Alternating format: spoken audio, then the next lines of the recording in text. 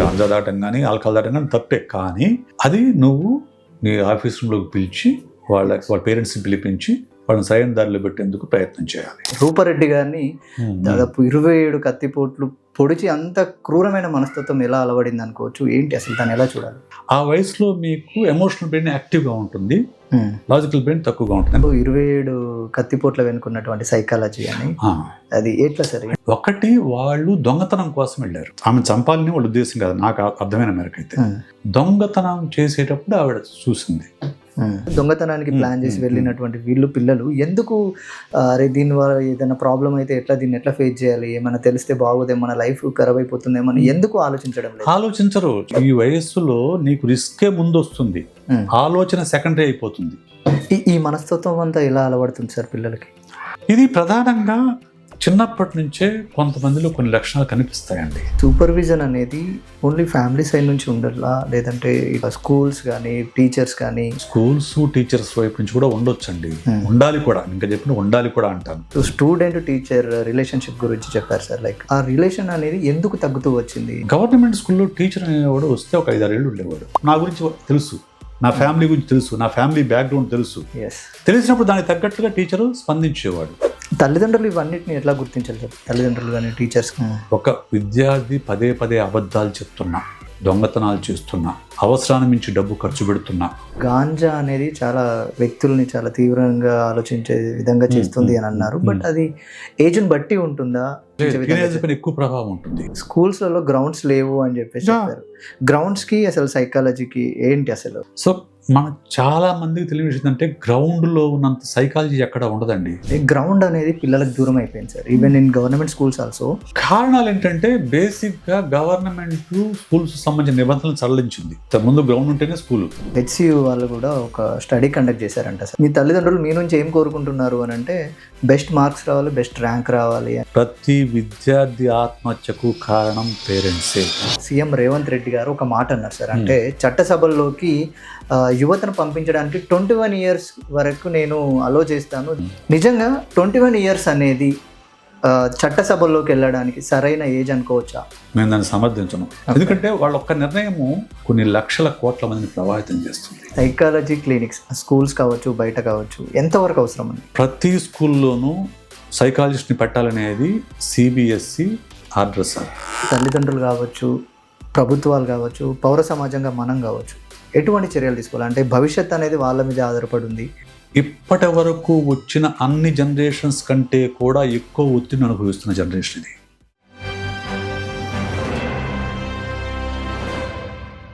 Hello, welcome to 3TV.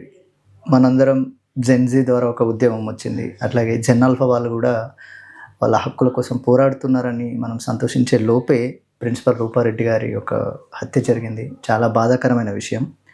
So ఇందులో భాగంగా యాక్చువల్గా జెన్జీ వాళ్ళు ఎలా ఉన్నారు, జెన్ ఆల్ఫా ఎలా ఉన్నారు, అండ్ రూపారెడ్డి గారి హత్య కావచ్చు, ఇంకొన్ని సంఘటనలు కావచ్చు, ఇవన్నీ జరగడానికి రీజన్స్ ఏంటి, అండ్ మానసికంగా పిల్లలు ఏ విధంగా ఉన్నారు, ఇంత నేరపూరితమైన ఆ ప్రవర్తన ఎలా అలవడుతుంది పిల్లలకి అని చెప్పేసి తెలుసుకోవడానికి, చాలా విషయాలు తెలుసుకోవడానికి ఈరోజు మనం genius matrix hub founder and senior psychologist sir Vishesh గారితో ఉన్నాం.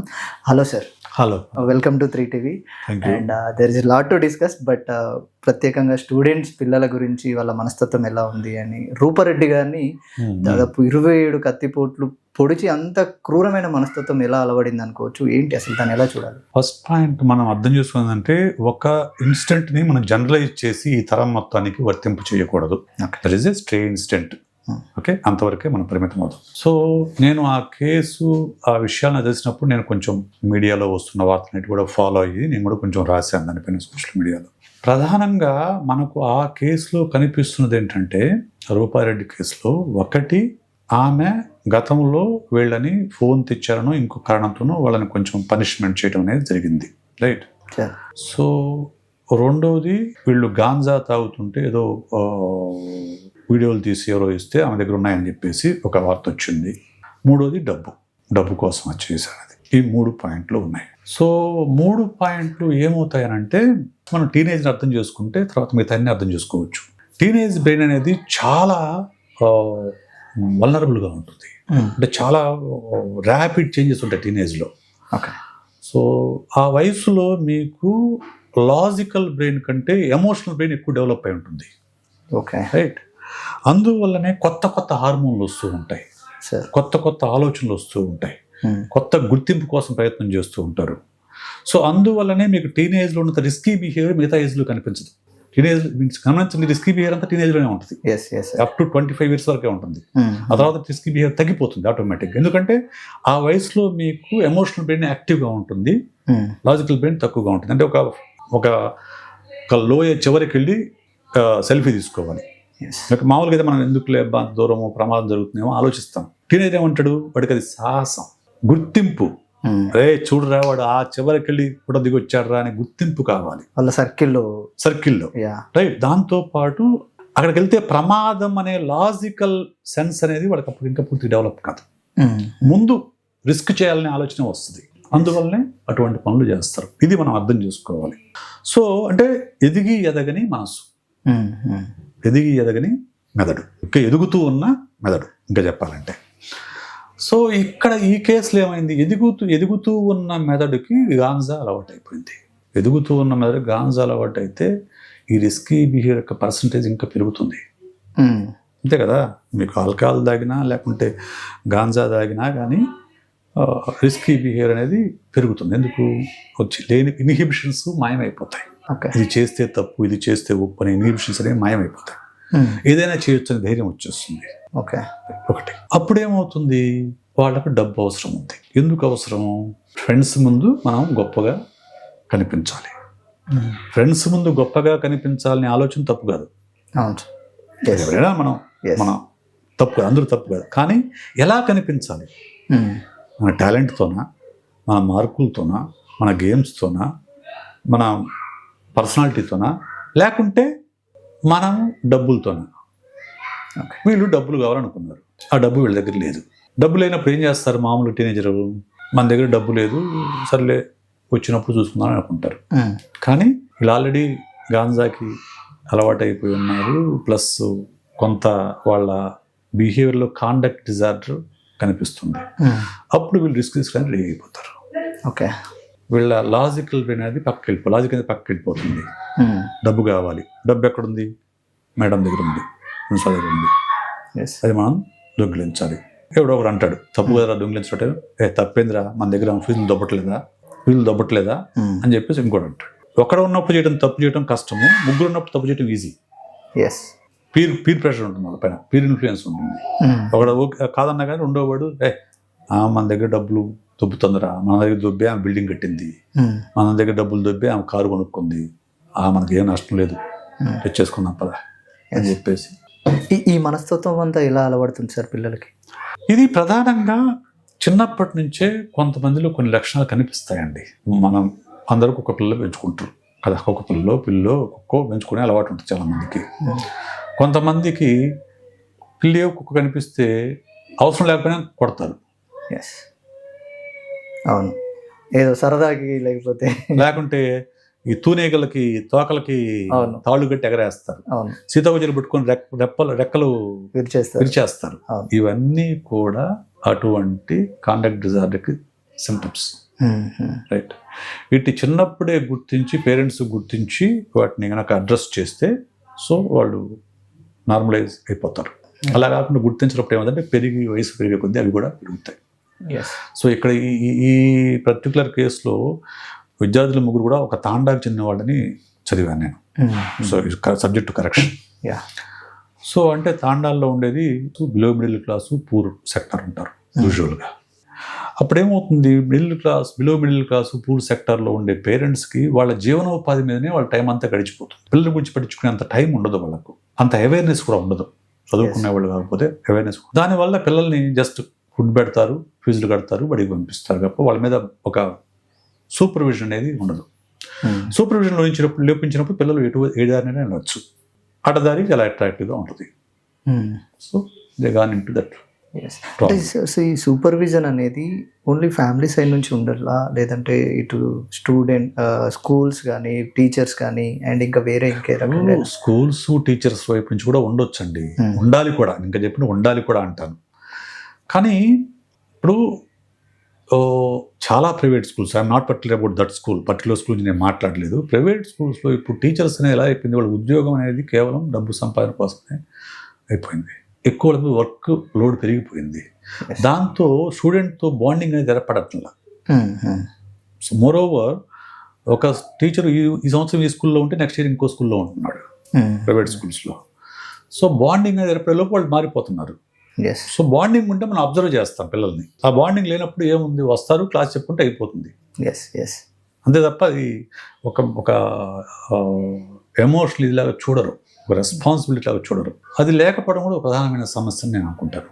అది చూస్తే వాళ్ళ పిల్లలు దారిని తప్పుతుంటే పిలిచి మందరించడం అనేది టీచర్ చేయాల్సిన పని. అయితే ఇక్కడ జరిగే తప్పేంటంటే, ఇంకో తప్పేంటంటే ఇట్లాగా గాంజా తాగొద్దు ఇక్కడ అనుకున్నాం, వాళ్ళని పబ్లిక్గా హ్యూమిలియేట్ చేస్తారు. తప్పే, గాంజా దాటం కానీ ఆల్కహాల్ దాటం కానీ తప్పే. కానీ అది నువ్వు నీ ఆఫీస్ రూమ్లోకి పిలిచి వాళ్ళ పేరెంట్స్ని పిలిపించి వాళ్ళని సరైన దారిలో పెట్టేందుకు ప్రయత్నం చేయాలి. పబ్లిక్గా హ్యూమిలియేట్ చేస్తే ఆ వయసులో ఎస్పెషల్లీ పగ పెరుగుతుంది. నన్ను హ్యూమిలియేట్ చేశారు, వీళ్ళకి తగిన గుణపాఠం చెప్పాలి అనే ఒక పగ, రివెంజ్ ఏర్పడుతుంది. దాని నుంచి ఇటువంటి చర్యలు కూడా జరిగి ఉండొచ్చు. మీరు మొన్న 3TV ఏర్పాటు చేసినటువంటి మీటింగ్లో మాట్లాడుతూ స్టూడెంట్ టీచర్ రిలేషన్షిప్ గురించి చెప్పారు సార్. లైక్ ఇప్పుడు కూడా మెన్షన్ చేశారు. బట్ ఆ రిలేషన్ అనేది ఎందుకు తగ్గుతూ వచ్చింది, దీనికి ఏమైనా రీజన్? సో అదే రీజన్. ఇప్పుడు ఇంతకు ముందు, ఇప్పుడు మా జనరేషన్ అండి, మా జనరేషన్ మేము అందరం కూడా గవర్నమెంట్ స్కూల్ చదువుకున్న వాళ్ళమే. అసలు మా ప్రైవేట్ స్కూల్ తెలియదు మాకు. అసలు ఎక్కడో సిటీస్లో ఉండే, టౌన్స్లో సిటీస్లో ఉండే తప్ప పల్లెటూరులో ఎక్కడ ప్రైవేట్ స్కూల్ ఉండేది కాదు. రైట్, మేమందరం గవర్నమెంట్ స్కూల్ చదువుకున్న వాళ్ళమే. గవర్నమెంట్ స్కూల్లో టీచర్ అనేవాడు వస్తే ఒక 5-6 ఏళ్ళు ఉండేవాడు, కొంతమంది 10 ఏళ్ళు దాకా ఉండేవాడు. అవును. సో నాకు మా సోషల్ టీచర్ నేను 3rd క్లాస్లో ఉన్నప్పుడు వచ్చాడు. ఓకే, ఆయన మేము ఇంటర్మీడియట్ అయిపోయిన వరకు మా ఊర్లో, నేను పక్క ఊరికి వెళ్ళిపోయిన ఫ్యామిలీ మా ఊర్లో ఉండేది. ఆయన ట్రాన్స్ఫర్ అయినా కానీ ఫ్యామిలీ మా ఊర్లోనే ఉంది. నా క్లాస్మేట్ వాడు, వాళ్ళ అబ్బాయి. ఓకే, వాడు మేము 3rd క్లాస్ నుంచి ఇప్పుడు డిగ్రీ, ఇప్పుడు కూడా ఫ్రెండ్స్. సో తెలియడానికి నా గురించి తెలుసు, నా ఫ్యామిలీ గురించి తెలుసు, నా ఫ్యామిలీ బ్యాక్గ్రౌండ్ తెలుసు. తెలిసినప్పుడు దానికి తగ్గట్టుగా టీచరు స్పందించేవాడు. రైట్, ఇప్పుడు ఎవరికైనా తెలుసు అలాగా? లేదు సార్, తెలియదు కదా. ఆ పర్సనల్ బాండింగ్, ఫ్యామిలీ బాండింగ్ అని లేదు, అసలు అవేర్నెస్ లేదు. దానివల్లనే ఇటువంటి సమస్యలు పెరుగుతున్నాయి. నిన్న ఒక ఆర్టికల్ రాశారు సార్, లైక్ రూపారెడ్డి గారి హత్య ఉదంతం గురించి. అందులో 27 కత్తిపోట్ల వెనుకున్నటువంటి సైకాలజీ అని, అది ఎట్లా సార్? అంటే 27 కత్తిపోట్లు వెనుకున్న సైకాలజీ ఏంటి అని అంటే, ఒకటి, వాళ్ళు దొంగతనం కోసం వెళ్ళారు. పోలీసులు చెప్తున్న దాని ప్రకారం మనకేంటంటే, వాళ్ళు ఆమె ఎలా పట్టుకున్నారనేది పోలీసులు చెప్తుందంటే, ఆమె చివరి ఫోన్లో మాట్లాడిన చివరిది బాబు అని వచ్చింది. ఆ బాబు దగ్గర నుంచి మేము ట్రేస్ అవుట్ చేసి వీళ్ళని పట్టుకున్నాం అని చెప్పారు. అంటే ఆమె వీళ్ళని గుర్తించింది. గుర్తించినప్పుడు ఏమవుతుంది వెంటనే, సో అతనికి తన ఐడెంటిటీ బయటపడుతుంది అనే ఉద్దేశంతో ఆమె మీద దాడి చేసి చంపేశాడు. ఓవర్కిల్ ఎందుకు వస్తానంటే, తనకు తెలియదు ఎలా చంపాలో కూడా తెలియదు వాడికి. కాబట్టి బతుకుతుందేమో అని భయంతో ఎక్కువ కత్తిపోట్లు అనేవి జరిగింది, ఫోర్స్ఫుల్గా. అంటే సార్, లైక్ ఎంత అంటే ఒక 5-6 రోజులు రెక్కి నిర్వహించి సీసీ కెమెరాలు ఎక్కడెక్కడ ఉన్నాయని తెలుసుకొని ఈ స్థాయిలో వాళ్ళు హత్యకు ప్లాన్ చేసి, హత్య అని కాదు దొంగతనానికి ప్లాన్ చేసి వెళ్ళినటువంటి పిల్లలు ఎందుకు అరే దీనివల్ల ఏదైనా ప్రాబ్లం అయితే దీన్ని ఎట్లా ఫేస్ చేయాలి, ఏమైనా తెలిస్తే బాగోదేమో, మన లైఫ్ ఖరాబ్ అయిపోతుందేమో అని ఎందుకు ఆలోచించడం లేదు? ఆలోచించరు. ఎందుకు అయిందా చెప్పి రిస్కీ బిహేవ్ అని చెప్పానే. రిస్కీ, ఈ వయస్సులో నీకు రిస్కే ముందు వస్తుంది, ఆలోచన సెకండరీ అయిపోతుంది. ఓకే, బ్రెయిన్ అంతగా డెవలప్ అయినదు, ఆ లాజికల్గా ఆలోచించేది డెవలప్ అయ్యి ఉండదు. ఎస్పెషల్లీ వాళ్ళు 14-15 ఏళ్ళ వయసు అండి. వాళ్ళకి అప్పటికి లాజికల్ బ్రెయిన్ అంత పూర్తిగా డెవలప్ కాదు. తప్పుగా తెలుసు అంటే తప్పు అని తెలుసు వాళ్ళకు, తెలియదని చెప్పట్లా. కానీ వాళ్ళ అవసరం దీన్ని డామినేట్ చేస్తుంది. ఓకే, డబ్బు కావాలి, ఎంజాయ్ చేయాలి, గోవా వెళ్ళాలి, లేదంటే ఫోన్ కొనుక్కోవాలి, లేదంటే బైక్ కొనుక్కోవాలి, ఇటువంటి అవసరాలు ఏమి ఉంటాయి, కొన్ని ఫ్యాంటసీస్ ఉంటాయి, అవి డామినేట్ చేస్తాయి. తప్పు, మోరల్ డిరైల్మెంట్ జరిగిపోయి వాళ్ళు ఇటువంటి చర్యకు పాల్పడతారు. మోర్ ఓవర్, వీటన్నిటికంటే మించి నా అబ్జర్వేషన్, ఇప్పుడు మనం ఒకప్పుడు సినిమాలలో, కానీ ఒకప్పుడు సినిమాలే ఉన్నాయి మనకు, సినిమాల్లో మనకు ఎవరిని రోల్ మోడల్ చూపించారు? హీరో అంటే ఎలా ఉండేవాడు? హీరో అంటే ఎలా ఉండేవాడు? మంచివాడుగా ఉండి, బాగా చదువుకొని, మంచి ఉద్యోగం చేసి, బాగా ఫ్యామిలీని చూసుకునే వాళ్ళని రోల్ మోడల్స్ గా మనం చూపించారు ఒకప్పుడు. ఇప్పుడు ఎవరు రోల్ మోడల్ గా చూపిస్తున్నారు? చాలా క్రూయల్గా ఉండే వాళ్ళను, లైక్ హీరోని కూడా చాలా క్రూయల్గా చూపిస్తున్నారు. రీసెంట్గా వచ్చిన డీసీ కావచ్చు, అసలు చాలా క్రూయల్గా చూపెట్టి. అవును కదా, రోల్ మోడల్ చూపిస్తారు. ఓకే, ఫస్ట్ థింగ్ సినిమాల్లో. రెండోది సమాజంలో ఒకప్పుడు రోల్ మోడల్స్ ఎవరు మనకు? ఎవరు నీతి నిబద్ధతతో విలువలతో ఉండేవాళ్ళు వాళ్ళు రోల్ మోడల్స్. వాళ్ళకి డబ్బు ఉన్నా లేకపోయినా వాళ్ళకు గౌరవం అంటూ సమాజంలో ఉండేది. ఈరోజు ఎవరు రోల్ మోడల్స్? నువ్వు ఏ పాడు పనైనా చేయి, డబ్బు సంపాదిస్తే నువ్వు రోల్ మోడల్గా చూపిస్తున్నారు. నీతి నిజాయితీ విలువలు ఉన్నవాడిని చేతగానే వాడిగా పరిగణిస్తున్నారు. Second point. ఓకే, వీటిని చూసి పిల్లలు ఏం నేర్చుకుంటారు? మోర్ ఓవర్ ఇప్పుడు సినిమాలలో హింస, సినిమాల్లోనూ ఓటీటీల్లోనూ సెన్సార్ లేదు. ఓటీటీలో సెన్సార్ లేదు. విపరీతమైన బూతులు, విపరీతమైన హింస. రైట్, ఇవన్నీ చూసి పిల్లలు ఏం నేర్చుకుంటారు? They wanted to become like that. Simple. And even nudity, semi nudity ఇవన్నీ కూడా ఓపెన్ గా చూపించేస్తున్నారు. నార్మలైజ్ అయిపోద్ది, అంటే బ్రెయిన్ నార్మలైజ్ అయిపోతుంది. ఇవన్నీ నార్మల్ అనుకునే పరిస్థితికి వచ్చేస్తుంది. That is what is happening in present society. తల్లిదండ్రులు ఇవన్నిటిని ఎట్లా గుర్తించాలి సార్? తల్లిదండ్రులు కానీ టీచర్స్ ఎవరైనా, తల్లిదండ్రులైనా టీచర్లైనా ఎవరైనా గుర్తించే సులభం అండి. ఒక విద్యార్థి పదే పదే అబద్ధాలు చెప్తున్నా, దొంగతనాలు చేస్తున్నా, అవసరాన్ని మించి డబ్బు ఖర్చు పెడుతున్నా, ఎదురు మాట్లాడడం అందరూ మాట్లాడతారు, కానీ అది వైలెన్స్ దాకా వెళ్ళినప్పుడు ఇటువంటివి ఏమున్నా కానీ వెంటనే అడ్రస్ చేయాలి. అవసరమైతే సైకాలజిస్ట్ని కలిసి వాళ్ళ సైకోమెట్రిక్ ఎవాల్యుయేషన్ జరిపించాలి. అంటే వాళ్ళ మైండ్ సెట్ ఎలా ఉంది అని ఎవాల్యుయేషన్ జరిపిస్తే దాన్ని బట్టి సైకాలజిస్ట్ సూచనలు పాటించడం అనేది మంచిది. కానీ అంత అవేర్నెస్ మన సొసైటీ లేదు కదా. దానికి ఏంటి, చిన్నపిల్లవాడు తప్పు చేసి అనుకో, చిన్నపిల్లవాడు లేదో తెలియజేసి వదిలేస్తారు. అవును సార్. ఒకసారి వదిలేస్తే సంతోషం. పదే పదే తప్పులు చేస్తున్నా కానీ దాన్ని పట్టించుకోకపోతే వాడు తాను చేస్తుంది రైటే అనుకుంటాడు. సార్, ఇందాక గాంజా అనేది చాలా వ్యక్తుల్ని చాలా తీవ్రంగా ఆలోచించే విధంగా చేస్తుంది అని అన్నారు. బట్ అది ఏజ్ని బట్టి ఉంటుందా, లేదంటే తీసుకున్న ఎవరికైనా ఒకే రకంగా ఆలోచించే విధంగా? ఎక్కువ ప్రభావం ఉంటుంది. ఓకే, టీనేజర్స్ మీద ఎక్కువ ప్రభావం ఉంటుంది. ఎందుకంటే ఇప్పుడు నేను ఒక వయసు పెరిగిన తర్వాత నీకు లాజికల్ బ్రెయిన్ డెవలప్ అయిన తర్వాత నీకు ఆ సూపర్ ఈగో బాగా గట్టిగా పనిచేస్తుంది. ఇది తప్పు, ఇది ఒప్పు అనేది ఎక్కడో చోట పనిచేస్తుంది. టీనేజ్ అది ఇంకా డెవలప్ అయి ఉండదే, ఇంకా డెవలప్ అవుతూ ఉంటుంది. ఎమోషనల్ బ్రెయిన్ ఎక్కువ డెవలప్ అవుతుంది కాబట్టి ఇదే ఎక్కువ యాక్టివ్గా పనిచేస్తుంది, ఇంకా ఎక్కువ అగ్రివేట్ అవుతుంది. సో టీనేజ్లో ఇంకా ప్రమాదకరం అది గాంజా తాగటం అనేది. మోరోవర్ టీనేజ్ అలవాటు అయితే అడిక్ట్ అయిపోతారు పూర్తిగా దానికి. మీరు చూడండి, అడిక్షన్స్ అని చూడండి, సిగరెట్ కానివ్వండి, ఆల్కహాల్ కానివ్వండి, గాంజా కానివ్వండి, డ్రగ్స్ కానివ్వండి, లేట్ వయసులో అడిక్షన్గా మారవు. అంటే ఒక ఏజ్ వచ్చిన తర్వాత అది అడిక్షన్ అవ్వవు. అలవాటు ఉంటే ఉండొచ్చు, అడిక్షన్గా మారవు. 30 years వయసులో నీకు ఆల్కహాల్ తాగడం అలవాటు అయింది అనుకోండి, తాగొచ్చు మీరు, కానీ అది తాగకుండా ఉండలేని స్థితికి మీరు వెళ్ళలేరు. చాలా తక్కువ సందర్భాలు జరుగుతుంది. కానీ టీనేజ్ అలవాటు అయింది అనుకోండి, యూ విల్ బికమ్ అడిక్ట్. అంటే బ్రెయిన్ న్యూరల్ నెట్వర్క్ అలా మారిపోతుంది. అది లేకుండా ఉండలేని పరిస్థితిలో బ్రెయిన్ తయారవుతుంది. That is the main issue. Okay, so ganja అనేది వయసు అనేది దాన్ని ఖచ్చితంగా చేయగలుగుతుంది, కంట్రోల్ చేయగలుగుతుంది. Yes sir. అండ్ అట్లాగే మొన్న రీసెంట్గా మాట్లాడుతూ మీరు స్కూల్స్లలో గ్రౌండ్స్ లేవు అని చెప్పేసి చెప్పారు. గ్రౌండ్స్కి అసలు సైకాలజీకి ఏంటి అసలు? సో మనకు చాలా మందికి తెలియని విషయం అంటే గ్రౌండ్లో ఉన్నంత సైకాలజీ ఎక్కడ ఉండదండి. క్లాస్ రూమ్లో మీరు పాఠాలు వింటారు, ఓకే, ఫోకస్ అంతా నీకు టీచర్ పైన, బోర్డు పైన ఉంటుంది. ఇంటరాక్షన్ కూడా తక్కువ, నీకు పక్కవాడి ఇంటరాక్షన్ అయ్యే అవకాశం కూడా తక్కువ నీ క్లాస్ రూమ్లో. ఎందుకంటే నువ్వు సైలెంట్ కూర్చోవాలి. You have to focus on the teacher and the teaching కదా. అవును సార్. ఇంటరాక్షన్ ఎక్కడ జరుగుతుంది? క్లాస్ రూమ్ బయట జరుగుతుంది ఇంటరాక్షన్. నువ్వు ఫ్రెండ్తో మాట్లాడినా, ఫ్రెండ్తో కబుర్లు చెప్పుకున్నా, ఫ్రెండ్తో గొడవ పడినా, ఆ గొడవను రిజాల్వ్ చేసుకున్నా, ఇది ఎక్కడ జరుగుతుంది? క్లాస్ రూమ్ బయట జరుగుతుంది. అవును సార్. ఎస్పెషల్లీ ఇన్ గ్రౌండ్లో జరుగుతుంది. ఓకే, గ్రౌండ్ ఎందుకు ఇంపార్టెంట్ అంటే స్పోర్ట్స్ అండ్ గేమ్స్. స్పోర్ట్స్ అంటే ఇండివిజువల్ కదా. ఇండివిజువల్లో నీ క్యాపబిలిటీ ఎంతవరకు ఎక్స్ప్లోర్ చేసుకునే అవకాశం నీకు స్పోర్ట్స్లో దొరుకుతుంది. పోటీ దొరుకుతుంది, పోటీ తత్వం నిలబడుతుంది.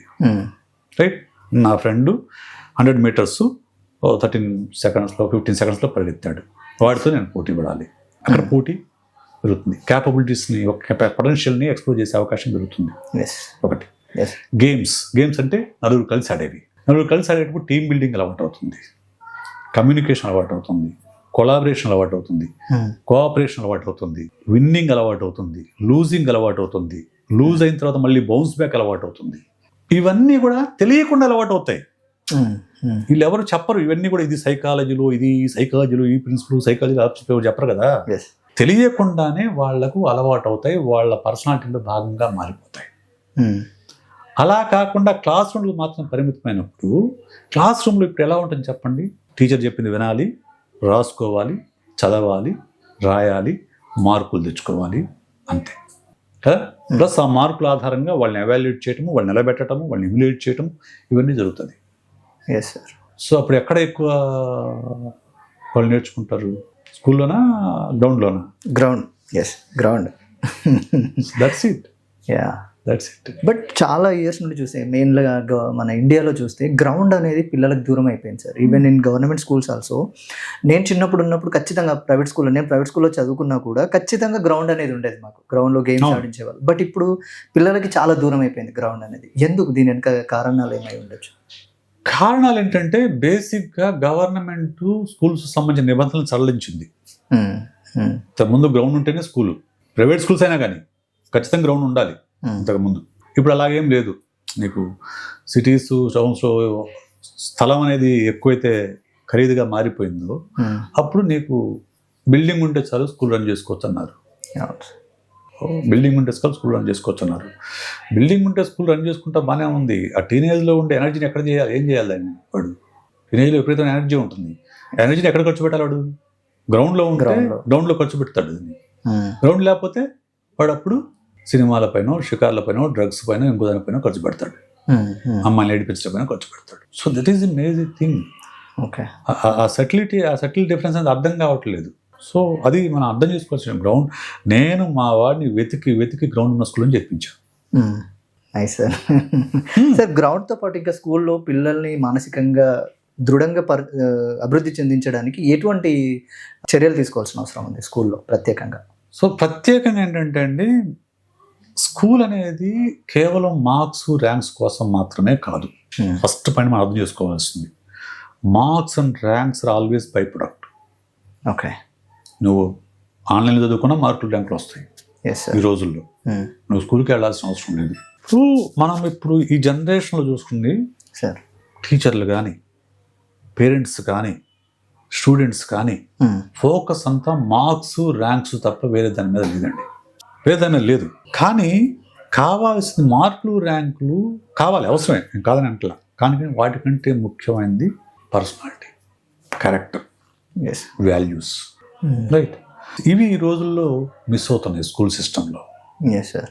లైక్ రీసెంట్గా హెచ్సియు వాళ్ళు కూడా ఒక స్టడీ కండక్ట్ చేశారంట సార్. లైక్ చిన్న పిల్లల్ని, ప్రైమరీ స్కూల్ వాళ్ళని, మీ తల్లిదండ్రులు మీ నుంచి ఏం కోరుకుంటున్నారు అని అంటే బెస్ట్ మార్క్స్ రావాలి, బెస్ట్ ర్యాంక్ రావాలి అని 95% స్టూడెంట్ ఇది చెప్పారంట.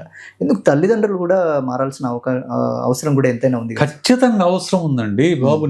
నేను ఇప్పుడు చాలాసార్లు రాశాను, ప్రతి విద్యార్థి ఆత్మహత్యకు కారణం పేరెంట్సే. ఎస్, పేరెంట్సే. ఈ మాట నేనంటే చాలామంది పేరెంట్స్ హర్ట్ అవుతారు, నా మీద దండయాత్ర కూడా చేస్తారు. కానీ నిజం అదే. ఎందుకంటే ఇప్పుడు ఒక స్కూల్లో ఒక 500 మంది, 1000 మంది పిల్లలు ఉంటారండి, అవునా? అవును సార్. ఆ స్కూల్లో మీ పిల్లోడు చదివినా చదువుకున్నా వాడికి వచ్చిన ఫరక్ ఏం లేదు. వాడికి తేడా ఉంటుందా? లేదు. వాడి ఫీజు వాడికి వచ్చేస్తుంది. అది ప్రైవేట్ స్కూల్ కావచ్చు, చైనా కాలేజీలు కావచ్చు, ఏవైనా కావచ్చు. మీ పిల్లవాడు చదివినా చదవకపోయినా వాడి ఫీజు వాడికి వచ్చేస్తుంది. వాడికి కావాల్సింది ఆ ఫీజు మాత్రమే. ఓకే. ఎనీ స్కూల్ ఫోకస్ అనేది టాప్ స్టూడెంట్స్ ఓన్లీ. మిగతా వాళ్ళు ఫీజులు పెట్టేవాళ్ళ కింద చేస్తారు. మరి వాళ్ళపైన ప్రెషర్ పెడుతుంది ఎవరు? తల్లిదండ్రులు, పేరెంట్సే కదా. ఎస్. అప్పుడు పిల్లలు చూసేది కారణం ఎవరు అవుతారు? స్కూల్, కాలేజీలు కూడా ప్రెషర్ పెడితే కాదని అంటలా. దానికంటే ప్రధానమైనది పేరెంట్స్. ఒక పేరెంట్, అరే నీ బెస్ట్ నువ్వు ఇవ్వు, బెస్ట్ ఇవ్వాలి. మళ్ళీ అది నేను ఎంకరేజ్ చేయాలి, అది మోటివేషన్. ప్రతి పేరెంట్ చెప్పాల్సింది, నీ బెస్ట్ షాట్ నువ్వు ఇవ్వరానా. నీకు కష్టం అనిపించింది చేయొద్దు. నీకు మరీ స్ట్రెస్ఫుల్గా ఉందనుకో, వదిలేసి, ఏం కాదు. నువ్వు ఐఐటీలోనో నీటిలోనో చదివితే తప్ప బతకలేమా? నేను చదవలేదు, నేను బతుకుతున్నా కదా. మీరు చదవలేదు, మీరు బతుకుతున్నారు కదా. ఖచ్చితంగా. ఆయన కెమెరామెన్ చదవలేదు, బతుకుతున్నాడు కదా. అవును, అవును. ఓకే. బతకడానికి సమాజంలో కొన్ని వందల వేల లక్షల మార్గాలు ఉన్నాయి. కానీ ఇప్పుడు ఏమైంది, మనకు ఐఐటీలోనో లేకుంటే డాక్టర్ అయితేనో లేకుంటే ఒక సివిల్ సర్వెంట్ అయితేనే బతుకునేట్టుగా కంపారిజన్, సోషల్ కంపారిజన్ అయిపోయింది. విపరీతం కాంపిటీషన్ పెంచేశారు. దానిని పిల్లల మీద ఒత్తిడి పెంచుతున్నారు. ఇది పోవాలి. ప్రతి పిల్లవాడికి తనదైన ఇష్టాలు ఉంటాయి. వాటిని గమనించి దాంట్లో మనకు ఎంకరేజ్ చేస్తే అప్పుడు మీకు మాణిక్యాలు వజ్రాలు లాంటి పిల్లలు పుట్టుకొస్తారు. సపోజ్ నేను ఒక ఎగ్జాంపుల్ నాకు ఇప్పుడే గుర్తొచ్చింది. ఆవిర్భవ్ అని కేరళకి చెందిన కుర్రాడు ఉన్నాడు. ఓకే. సూపర్ స్టార్ సింగర్లో లాస్ట్ సీజన్లో ఛాంపియన్ వాడు. ఓకే. వాడి వయసు 7 ఏళ్ళు, 7 years. అండ్ ఈ నోస్ హిందీ ఆల్సో, హిందీ కూడా హిందీలోనే. వాడు మలయాళం వాడు హిందీ అసలు రాదు మాట్లాడడము, కానీ హి వాజ్ ఏ విన్నర్. రైట్. 7 ఏళ్ల కుర్రాడు. ఎట్లా వచ్చింది? వాడు చిన్నప్పటి నుంచి వాడు వాళ్ళ సిస్టర్ నేర్చుకుంటూ ఉండేది, వీడు పక్కన కూర్చొని వింటూ ఉన్నాడు. సిస్టర్ దాన్ని ఎంకరేజ్ చేసింది, ఫ్యామిలీ ఎంకరేజ్ చేసింది. రైట్. అందువల్ల వాడు మంచి సింగర్ కాగలేడు. I'm a big fan of him. చాలా బాగుంటుంది వాడు పాడుతుంటే అసలు అలా మైమరిచి వినాలనిపిస్తుంది, అంత బాగా పాడుతాడు పిల్లవాడు. ఓకే. అలాగే సచిన్ టెండూల్కర్ ఉన్నాడు. సచిన్ టెండూల్కర్ క్రికెట్ బాగా ఆడుతున్నాడు గుర్తించింది వాళ్ళ అన్న. వాళ్ళ అన్న గుర్తించి ఎంకరేజ్ చేసి కోచింగ్ ఇప్పించబట్టి సచిన్ టెండూల్కర్ అయ్యాడు. అంతేగాని ఒకరా క్రికెట్ తీరి పెడతా అని తిట్టినట్టే ఏమై ఉండేవాడు కదా. మనకు హైదరాబాద్ చెందిన సిరాజ్ ఉన్నాడు. వాళ్ళ ఫాదర్ ఆటో డ్రైవర్. కానీ అతను కొన్ని కిలోమీటర్ల పాటు నడిచి వెళ్ళి ప్రాక్టీస్ చేశాడు అట. వాళ్ళ ఫాదర్ ఎంతోమంది ఎంకరేజ్ చేయకపోతే ఎలా చేస్తాడు ప్రాక్టీస్? మన ప్రతి ఒక్కళ్ళు ఒక టాలెంట్ ఉంటుంది. ఆ టాలెంట్ గుర్తించి ప్రోత్సహించాలి తప్ప అందరినీ ఒకే ఘాటును కట్టేసి అందరూ అదే ఐఐటి, నీటు, లేకుంటే సివిల్ సర్వెంట్, ఇదేదానా సొసైటీ ఎలా బతుకుతుంది? సొసైటీలో రకరకాల వృత్తులు ఉన్నాయి, రకరకాల ఉద్యోగాలు ఉన్నాయి, రకరకాల మార్గాలు ఉన్నాయి. వాడికి ఏ టాలెంట్ ఉందో అది గుర్తించాలి. సార్, ఇక్కడ తల్లిదండ్రులను మాత్రమే రీజన్ గా చూసినప్పుడు వాళ్ళ వెనుక సొసైటీ ఫోర్స్ ఏమైనా? సొసైటీ ఫోర్స్ తల్లిదండ్రులు రీజన్ అంటే తల్లిదండ్రులు కావడానికి కారణం సొసైటీ. ఇప్పుడు కానీ ఆ సొసైటీ రుద్దిన రుద్దుడిని బ్రేక్ చేయాల్సింది ఎవరు? పేరెంట్స్ కదా. మీరు బ్రేక్ చేయకుండా మీరు ఇంత వయసు వచ్చి మీరే బ్రేక్ మీరు మళ్ళీ ఆ రుద్దుని తీసుకుని మీ పిల్లల మీద పెడితే అట్లాగా కాదు కదా. మీరు దాని నుంచి బయటపడాలి. మీరు బయటపడితే తర్వాత మీ పిల్లలకి మీరు ఫ్రీడమ్ ఇవ్వచ్చు. మీరే బయటపడకపోతే ఇంక పిల్లలు కూడా అదే వల్లలోకి లాగేస్తున్నారు, అదే ట్రాప్లోకి లాగేస్తున్నారు మీరు. అందువల్లనే ఇన్ని నెంబర్ ఆఫ్ సూసైడ్స్ మనం చూడాల్సి వస్తుంది. సార్, అట్లాగే ఇప్పుడు రూపారెడ్డి గారి హత్య జరిగింది. దాంతోపాటు రీసెంట్గా కేరళలో ఒక పాప వాళ్ళ తాతయ్యను చంపించడానికి 3 ఫ్రెండ్స్ తోటి చేసింది. అండ్ అట్లాగే వైజాగ్లో ఒక 2 స్కూల్ టీచర్ ఒక అబ్బాయిని కొడితే, చిన్న అబ్బాయిని, తను అక్కడే చనిపోవడం జరిగింది. నేను చూశానండి. ఇప్పుడు కేరళ కేసు వచ్చేసి ఏదో చైల్డ్ అబ్యూజ్ అన్నట్లుగా ఉంది. దాంట్లో ఆ అమ్మాయి ఆరోపిస్తుంది, నా తాతయ్య నన్ను అబ్యూజ్ చేసేవాడని ఆలోచిస్తుంది. నిజానిజాలు మనకు తెలియదు. ఒకవేళ అది నిజమై ఉంటే ఆ అమ్మాయి రివెంజ్గా పిల్లలతో ప్లాన్ చేసి ఉండొచ్చు, తన పేరెంట్స్తో ప్లాన్ చేసి ఉండొచ్చు. లేదు అంటే డబ్బు కోసం ఇంకో దానికోసం చేపించుండొచ్చు. వీటికి మూలం ఎక్కడి నుంచి వస్తుందో మనం అన్వేషించాలి. మనము ఇప్పుడు చాలామంది, ఇప్పుడు నిన్న రూపారెడ్డి పైన రాసినప్పుడు కూడా, ఇన్సిడెంట్ రాసినప్పుడు కూడా కొంతమంది ఇటువంటి వాళ్ళు ఉరిదీయాలి, ఉరిదీస్తే సమాజంలో ఉండే తప్పులు పోతాయా? మనము ప్రాబ్లం చూస్తున్నామని ప్రాబ్లం వెనక ఉన్న రీజన్స్ చూడడంలా మనము. అసలు 14-15 ఏళ్ల పిల్లల్లో చంపాలని ఆలోచన ఎక్కడి నుంచి వస్తుంది? ఎక్కడి నుంచి వస్తుంది ఆలోచన? మా జనరేషన్లో లేవు ఈ ఆలోచనలు. మా జనరేషన్లో తెలియదు అసలు. మా జనరేషన్లో హై స్కూల్ వరకు అసలు ప్రేమ అంటే తెలియదు. రైట్. మరి ఈ జనరేషన్లో 7th క్లాస్కే ప్రేమలు మొదలవుతున్నాయి. 14 ఏళ్ళకి చంపాలని ఆలోచన మొదలవుతున్నాయి.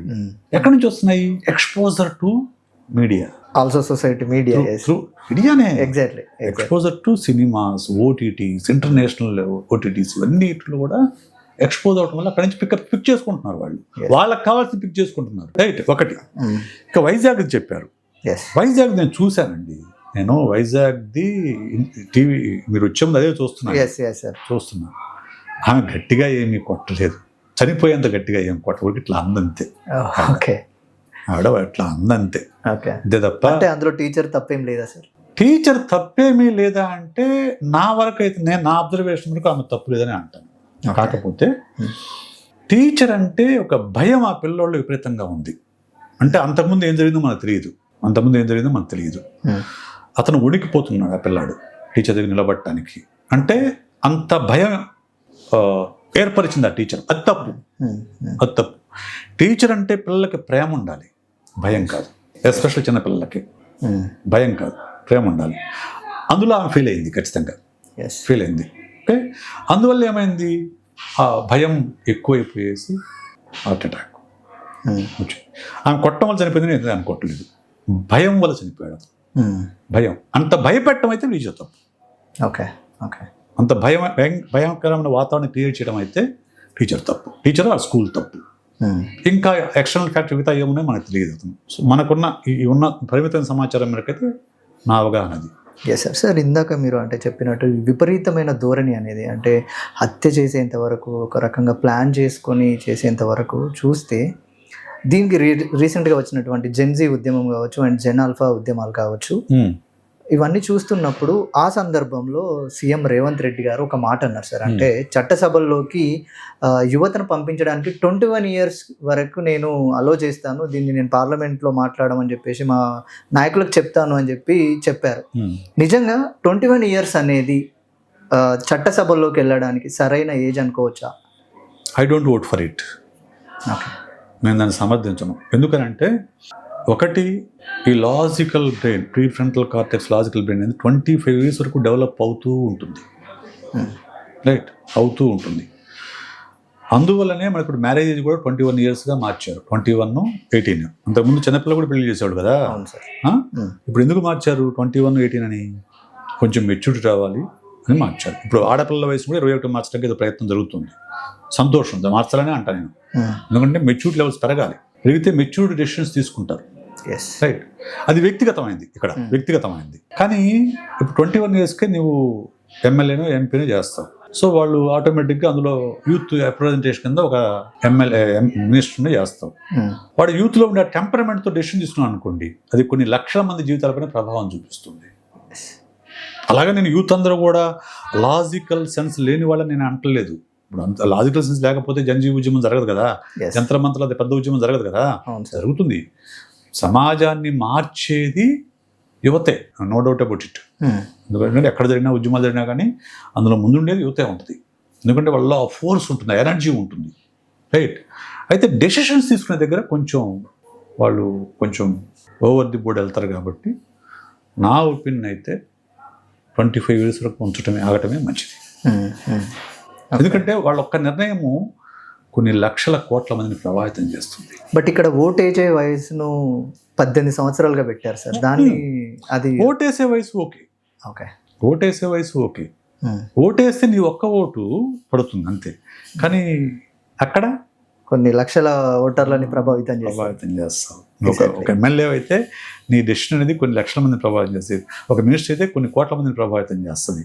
అక్కడ నీకు ఆ బ్యాలెన్స్ అనేది అవసరం. బ్యాలెన్స్ అనేది అంత డెవలప్ కాదు అంటే తక్కువ వయసులోనే బ్యాలెన్స్ ఉండేవాళ్ళు కూడా ఉంటారు, కాదని అంటలా. Let them develop that balance, let them develop this leadership skills, let them develop social consciousness develop. తర్వాత వాళ్ళని లీడర్ కానివ్వండి, ఏమో తప్పేముంది. 25 ఏళ్ళు అంటే ఎంగేజే కదా. 25 ఏళ్ళకే ఇవ్వండి మీరు మినిస్టర్ పోస్ట్, నష్టం ఏముంది, తప్పేం లేదు కదా. సో 21 is too early అనుకుంటాను నేనైతే. 21 is too early అండ్ మీరు దానికి సపోర్ట్ చేయడం? నేను సపోర్ట్ చేయను. Yes sir. అట్లాగే సైకాలజీ క్లినిక్స్ స్కూల్స్ కావచ్చు, బయట కావచ్చు, ఎంతవరకు అవసరం ఉంది సార్? ప్రతి స్కూల్లోనూ సైకాలజిస్ట్ని పెట్టాలనేది CBSE order sir. Even state government అదే చెప్తుంది. కానీ దాన్ని పాటించే వాళ్ళు ఎవరూ లేరు. ఎందుకు అవసరం అంటే ఇప్పుడు టీచర్ పట్ల ఒక భయం ఉంటుంది పిల్లలకి, ప్రిన్సిపాల్ పట్ల భయం ఉంటుంది, పేరెంట్స్ పట్ల భయం ఉంటుంది. అన్ని విషయాలు వాళ్ళతో నేరుగా చెప్పలేరు. అటువంటి వాళ్ళందరినీ చెప్పడానికి అవకాశం కల్పించేది సైకాలజిస్ట్. ఎందుకంటే సైకాలజిస్ట్ ఎవరు నాన్ జడ్జిమెంట్గా ఉంటాడు. మేము ఎవరిని జడ్జ్ చేయం. నేను దొంగతనం చేసి వచ్చాను సార్ అని చెప్పాడు అనుకోండి, అరే దొంగతనం చేసావా, ఎంత దుర్మార్గురా నువ్వు, ఎంత చెడిపోయావురా నువ్వు, ఈ వయసులో చెడిపోయావా అని చెప్పేసి జడ్జిమెంట్ పాస్ చేయవు. ఆ దొంగతనం ఎందుకు చేయాల్సి వచ్చింది, దొంగతనానికి ప్రేరేపించిన విషయాలు ఏంటి, ఆ దొంగతనం నుంచి వీడిని ఇలా తప్పించాలనే విషయం మేము ఆలోచిస్తాం తప్ప జడ్జి చేయం. అప్పుడు ఏమవుతుంది, పిల్లాడికి, స్టూడెంట్కి తను ఓపెన్గా ఎక్స్ప్రెస్ చేయగలుగుతాడు. ఆ ఓపెన్ స్పేస్ క్రియేట్ చేస్తుంది కౌన్సిలింగ్ రూమ్ అనేది. అది ప్రతి స్కూల్లోనూ ఉండాలనేది నా. సో ప్రతి స్కూల్లో కంపల్సరీగా సైకాలజీ క్లినిక్ లేకపోయినా కానీ సైకలాజికల్ సర్వీసెస్ అన్నా ఉండాలి. సపోజ్ అన్ని స్కూల్స్ ఎఫర్ట్ చేయలేవు సైకాలజిస్ట్ని. ఇంకా చెప్పాలంటే సో ఇప్పుడు మనకున్న మార్కెట్లో ఉన్న సైకాలజిస్టులు మెజారిటీ వాళ్ళు డిస్టెన్స్ ఎడ్యుకేషన్ చదివిన వాళ్ళు, అంత నాలెడ్జ్ ఉన్న వాళ్ళు కూడా కాదు వాళ్ళు. వాళ్ళే ఎక్కువ మంది ఉన్నారు. రెగ్యులర్ చదివిన వాళ్ళు తక్కువ మంది ఉన్నారు. అందరినీ ఎఫర్ట్ చేసే కెపాసిటీ అన్ని స్కూల్స్కి ఉండకపోవచ్చు. కానీ వారానికి ఒక రోజున ఒక సైకాలజిస్ట్ని వచ్చేలాగా వాళ్ళు ఏర్పాటు చేసుకుని అగ్రిమెంట్ చేసుకుని పిలిపించుకొని చేసుకుంటే ఆ ఒక్కరోజు కన్సర్న్ ఉన్న స్టూడెంట్స్ అందరికీ అవసరం ఉండదు కదా, ఎవరికైతే ప్రాబ్లం ఉంటుందో టీచర్స్ రెఫర్ చేయొచ్చు, సార్ వీడు స్కూల్ క్లాస్లో అలా చేస్తున్నాడు సార్, అటెన్షన్ పే చేయట్లేదు అనేది రెఫర్ చేయొచ్చు, లేదంటే స్టూడెంట్ రావచ్చు. అలాగా ఆ స్పేస్ ఉండటం మంచిదని నా ఉద్దేశం. Yes sir. సార్ చివరిగా లైక్ ఇటు ఈ రూపారెడ్డి గారి హత్య ఉదంతం అనేది నిజంగా సమాజాన్ని ఒక్కసారిగా ఆలోచింపజేసేలా చేసింది. సో ఇటు తల్లిదండ్రులు కావచ్చు, ప్రభుత్వాలు కావచ్చు, పౌర సమాజంగా మనం కావచ్చు, ఎటువంటి చర్యలు తీసుకోవాలి? అంటే భవిష్యత్ అనేది వాళ్ళ మీద ఆధారపడి ఉంది. అండ్ మీరు ఫస్ట్ స్టార్టింగ్లో అన్నట్టు ఎవరో ఒకరు చేసిన దాన్ని మొత్తం యూత్ అందరికీ మనం ఆపాదించకూడదు. ఎలా ఉండాలి, ఎటువంటి చర్యలు తీసుకోవాలి, జాగ్రత్తలు ఎలా ఉండాలి? అసలు చాలా మందికి అర్థం కాని విషయం ఏంటంటే ఈ జనరేషన్ అనేది ఇప్పటి వరకు వచ్చిన అన్ని జనరేషన్స్ కంటే కూడా ఎక్కువ ఒత్తిడిని అనుభవిస్తున్న జనరేషన్ ఇది. ఎందుకంటే ఇప్పుడు మా జనరేషన్లో నా పోలిక అనేది నా చుట్టూ ఉన్న 30-40 మందితోనే ఉండేది, రైట్. ఇప్పుడు జనరేషను పోలిక అనేది ఆన్లైన్లో ఉన్న లక్షల మందితో అవుతుంది కంపారిజన్, రైట్. దానివల్ల వీళ్ళు ఎక్కువ ఒత్తిడి అనుభవిస్తున్నారు. జడ్జ్ చేయమాకండి పిల్లల్ని. ఈరోజు రాశాను, జడ్జ్ తీర్పులు చెప్పమాకండి, అర్థం చేసుకోండి అని చెప్పేసి. అర్థం చేసుకోవాలి పిల్లలు. ఈ జనరేషన్, ప్రతి జనరేషన్కు తనదైన బాధలు ఉంటాయి, తనదైన అడ్వాంటేజ్ ఉంటాయండి. ఓకే, ఈ జనరేషన్ కూడా తనదైన జనజీకి కానీ జనాల్ఫా కానీ తనదైన బాధలు ఉన్నాయి. వాటిని జడ్జిమెంట్లు ఇవ్వకుండా అర్థం చేసుకోవాలి. ఫస్ట్ పాయింట్, ఈ జనరేషన్ యొక్క మైండ్ సెట్ ఏంటి, వీళ్ళ బిహేవియర్ ఏంటి, వీళ్ళు ఎలా రియాక్ట్ అవుతారు, ఇది టీచర్స్ అర్థం చేసుకోవాలి, పేరెంట్స్కి అర్థమయ్యేలాగా చెప్పాలి. అప్పుడు పిల్లలు బ్రైటర్ జనరేషన్గా బయటకు వస్తారు. So that's my suggestion. ముందు టీచర్స్ అర్థం చేసుకోవాలి. ఈ జెన్జీకి జనాల్ఫాకి మైండ్ సెట్ ఎట్లా ఉంటుంది, వాళ్ళ బిహేవియర్ ఎలా ఉంటుంది, వాళ్ళ ఎమోషన్స్ ఎలా ఎక్స్ప్రెస్ చేస్తారు, వాళ్ళ రియాక్షన్ ఎలా ఉంటుంది, వాళ్ళు దేనికి హర్ట్ అవుతారు, వాళ్ళు దేనికి సంతోషపడతారు, ఓకే, వాళ్ళకి ఎలాంటి సపోర్ట్ కావాలి, ఇవన్నీ కూడా ముందు టీచర్స్ అర్థం చేసుకోవాలి. అర్థం చేసుకొని లేదంటే ఒక సైకాలజిస్ట్ని హైర్ చేసుకొని టీచర్స్ క్లాసులు కండక్ట్ చేయొచ్చు, పేరెంట్స్ క్లాసులు కండక్ట్ చేయొచ్చు. సో అలాగే వాళ్ళు ఎడ్యుకేట్ చేసుకుంటే మనం అర్థం చేసుకుంటాము. అర్థం చేసుకుంటే వాళ్ళని డీల్ చేయడం ఈజీ అవుతుంది. అర్థం చేసుకుంటే అది పొగరనుకోవచ్చు, ఇంకోటి లేబులింగ్ చేసేసి వాళ్ళని రాంగ్ వేలో డీల్ చేస్తే. సార్ ఫైనల్గా ఒక డౌట్ సార్. అంటే నాకు ఆ మధ్య సోనం వాంగ్చుక్ గారు కూడా ఒక మాట అన్నారు, లైక్ నేను 9 years తర్వాత స్కూల్కి వెళ్ళాను అని చెప్పేసి. ఈ ప్రీ ప్రైమరీ స్కూల్స్ కానీ ఈ స్కూల్స్ యొక్క ఏజ్ అనేది ఎంతవరకు ఉండాలి అసలు నిజంగా? 6 years. 6 years. అదే మామూలు గవర్నమెంట్ స్కూల్ ఇప్పుడైనా 6 years. So pre primary schools ఇవన్నీ అవసరం లేదు. అవి కాకపోతే ఏంటంటే చెప్పా కదా కంపారిజన్. ఇప్పుడు ఎవరైనా పిల్లలు ఏమన్నా ఆ సంస్థ ఇంట్లో పెట్టినా అనుకోండి, బంధువులు పక్కింటి వాళ్ళు సూటిపోటి మాటలతో చంపేస్తారని. అవును సార్. పంపించట్లేదా పిల్లలు స్కూల్కి పంపించట్లేదా? మీరేం పేరెంట్స్, మనం సొసైటీతో పాటు నడవాల్సిందే, కాదని అంటలా కదేమి మనమేమి ఎలినేట్గా ఉన్నామని నేను చెప్పను. కాకపోతే పంపించే స్కూల్స్లో కూడా కరెక్ట్ టీచర్స్ ఉన్నారా, ఇన్ఫ్రాస్ట్రక్చర్ బాగుందా, ఎలా ట్రీట్ చేస్తారు పిల్లల్ని. ఇప్పుడు వైజాగ్ ఇన్సిడెంట్ తీసుకుంటే ఖచ్చితంగా ఆ దెబ్బ వల్ల ఆ అబ్బాయి చనిపోలేదు, ఆమె కొట్టిన దెబ్బల వల్ల చనిపోలే, భయం వల్ల చనిపోయాడు.